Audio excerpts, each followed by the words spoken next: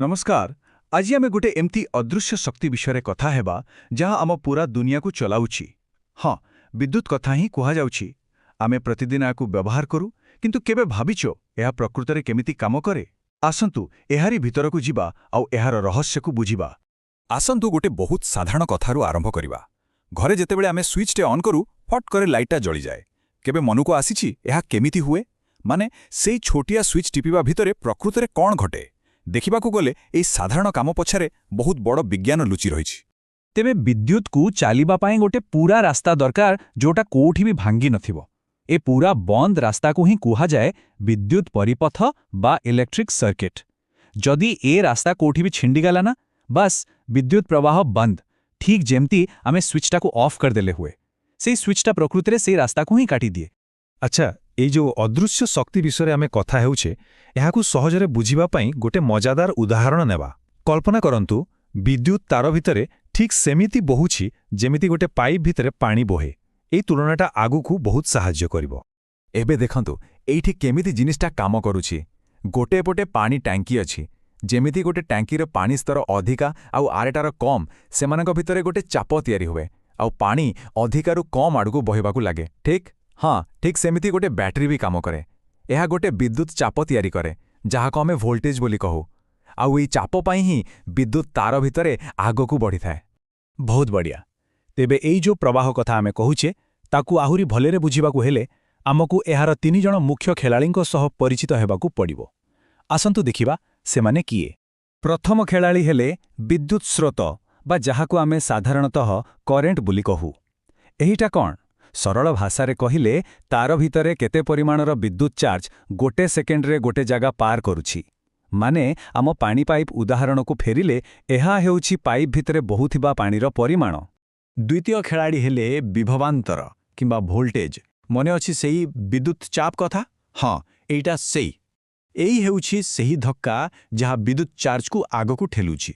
आम पानी टांकी उदाहरण जेमती दुई टांकीर पानी स्तर भितरे जेते अधिक फरक थिबो पानी सेते जोर रे बहिबो, एठी भी ठीक सेया। आउ आमर तृतीय तथा शेष खेलाड़ी हेउछंती प्रतिरोध बा रेजिस्टेंस। एइटा होछि प्रवाह रास्तारे थिबा बाधा। तार भितरे जो घर्षण हुए ताहा ही प्रतिरोध। आम पाइप उदाहरण रे भाबि नियंतु जे पाइपटा टिके सरू हे गला किंबा ता भितरे किछि अड़िया जमी गला, ताहले पानी को जीवाकू कष्ट हेबो ना, ठीक ना? सेइटा ही प्रतिरोध। तेबे एबे प्रश्न उठुचे, एई 3 जण प्रवाह, धक्का और बाधा एमानंक भितरे संपर्कटा कोन? कोन एमाने एमिति ही अछंती ना एमानंक भितरे किछि गाणितिक संपर्क रहिछे? आउ एई प्रश्नर उत्तर लुचि रहिछि गोटिए बहुत सरल किंतु शक्तिशाली नियम भितरे। एहा आविष्कार होइथिला 1827 मसियारे आउ एहाकू आमे जाणु ओमक नियम नारे। जॉर्ज साइमन ओम नामक जणे वैज्ञानिक गोटे बहुत आश्चर्यजनक जिनस देखिले। से देखिले जे से जेतेबेले धक्का माने वोल्टेज को बढ़ाउछंती सेतेबेले प्रवाह माने करेंट भी ठीक सही अनुपातरे बढ़ी जाउछि। आउ एही संपर्कटा एते निर्दिष्ट थिला जे एहार ग्राफ टाणिले सबु बेले गोटी सीधा लाइन आसुथिला। आउ एही सरल संपर्करू ही जन्म नेला विज्ञानर गोटे बहुत प्रसिद्ध सूत्र V=I/R। एहार अर्थ हैला वोल्टेज हेउछि करेंट आउ रेजिस्टेंस रो गुणफल। केते सरल नुई कि? एही नियमटा देखिबाकू जेते सरल, एहार प्रभाव सेते बड़। एहा ही सबु विद्युत परिपथर मूलदुआ। माने जदि आमे धक्का बढ़ेइबा आउ बाधा समान रहिबो, तेबे प्रवाह भी बढ़िबो। एई छोटो नियमटा आम मोबाइल चार्जररू नेई बड़ बड़ कारखानार मेशिन पर्यंत सबुठी काम करे। अच्छा, थियोरी तो बहुत हेगला, किंतु ए सबु आम प्रकृत दुनिया रे केमिति काम करे?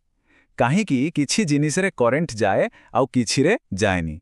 आसंतु देखिबा केमिति अलगा अलगा पदार्थ विद्युत सहित अलगा अलगा व्यवहार करंती। देखंतु गोटे तारर प्रतिरोध केवल तार लंब बा मोटी उपरे निर्भर करेनी, बरं सबुठु गुरुत्वपूर्ण कथा हला सेटा को जिनसरे तयारी हेछि। प्रत्येक पदार्थर गोटे निजस्व गुण थाए विद्युत को बाधा देवार। आउ एई मौलिक गुण को ही कुहा जाए प्रतिरोधकता बा रेजिस्टिविटी। एई प्रतिरोधकता आधार रे ही आमे पदार्थ मानकु मुख्यतः 3 भागरे बांटी पारिबा। देखंतु टेबुलटाकू प्रथमे आसिले सुपरिवाही जेमिति कि तंबा। एमानंकर प्रतिरोधकता बहुत ही कम, तेणु एमाने विद्युत को सहजरे जीवाकू दियंती। तापरे आसिले प्रतिरोधी जेमिति कि नाइक्रोम। एमानंकर प्रतिरोधकता बेश अधिक आउ एइथिपाई एमाने गरम होंती। ଆଉ ଶେଷରେ ଆସିଲେ ବିଦ୍ୟୁତ ରୋଧୀ ଯେମିତିକି ରବର ବା କାଚ। ଏମାନଙ୍କର ପ୍ରତିରୋଧକତା ଏତେ ଅଧିକ ଯେ ଏମାନେ ବିଦ୍ୟୁତକୁ ପାଖାପାଖି ପୁରା ଅଟକେଇ ଦିଅନ୍ତି। ତ ସରଳ ଭାଷାରେ କହିଲେ ସୁପରିବାହୀ ହେଉଛି ବିଦ୍ୟୁତ୍ ପାଇଁ ଗୋଟେ ଖୋଲା ହାଇୱେ ଭଳି, ଯେଉଁଠି ସବୁକିଛି ସହଜରେ ଚାଲିଯାଏ, ଆଉ ଅନ୍ୟପଟେ ବିଦ୍ୟୁତ୍ ରୋଧୀ ହେଉଛି ଗୋଟେ ପକ୍କା କାନ୍ଥ ଭଳି, ଯାହା ବିଦ୍ୟୁତ୍କୁ ଆଗକୁ ବଢ଼ିବାକୁ ହିଁ ଦିଏନି। ଏଠି ଗୋଟେ ମଜାଦାର କଥା ଜାଣିବା। ଆମ ଘରେ ଥିବା ହିଟର କିମ୍ବା ଇସ୍ତ୍ରୀ ଭିତରେ କାହିଁକି ନାଇକ୍ରୋମ୍ ପରି ମିଶ୍ରଧାତୁ ବ୍ୟବହାର କରାଯାଏ? କାରଣ ଏମାନଙ୍କର ଦୁଇଟା ଖାସ୍ ଗୁଣ ଅଛି। ପ୍ରଥମତଃ ଏମାନଙ୍କର ପ୍ରତିରୋଧକତା ବହୁତ ଅଧିକ, ଯାହାଦ୍ୱାରା ବହୁତ ତାପ ସୃଷ୍ଟି ହୁଏ। ଆଉ ଦ୍ୱିତୀୟରେ ଏମାନେ ଏତେ ଉଚ୍ଚ ତାପମାତ୍ରାରେ ବି ସହଜରେ ଜଳିଯାଆନ୍ତି ନାହିଁ କି ନଷ୍ଟ ହୁଅନ୍ତି ନାହିଁ। ଏଥିପାଇଁ ଏମାନେ ଏକଦମ ପରଫେକ୍ଟ। ଆସନ୍ତୁ ଏହି ଆଲୋଚନାକୁ ଗୋଟିଏ ବଡ଼ ପ୍ରଶ୍ନ ସହ ଶେଷ କରିବା। ଆମେ ଜାଣିଲେ ଯେ ପ୍ରତିରୋଧ ତାପ ସୃଷ୍ଟି କରେ। ତେବେ ଟିକେ ଭାବନ୍ତୁ ତ, ଆମ ଘରକୁ ଆସୁଥିବା ବିଦ୍ୟୁତ୍ ଶହ ଶହ କିଲୋମିଟର ଲମ୍ବା ତାର ଦେଇ ଆସେ।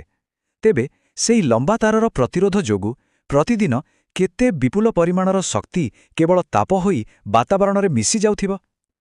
ଏହା ନିଶ୍ଚିତ ଭାବରେ ଚିନ୍ତା କରିବାର ବିଷୟ।